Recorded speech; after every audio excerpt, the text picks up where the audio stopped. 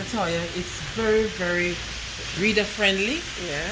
It appeals to children. It's colorful. When I look at the language expressed in it, children can identify with it, you know.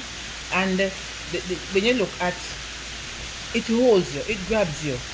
I would recommend this for any child who wants to develop their writing and writing skills, and the graphics are lovely.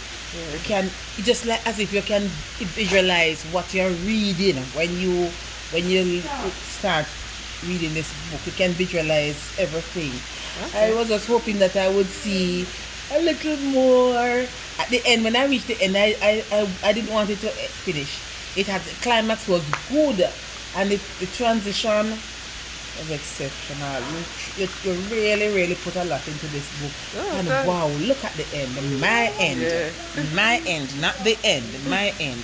So the child now wants to think beyond the end what is going to take place with Irie.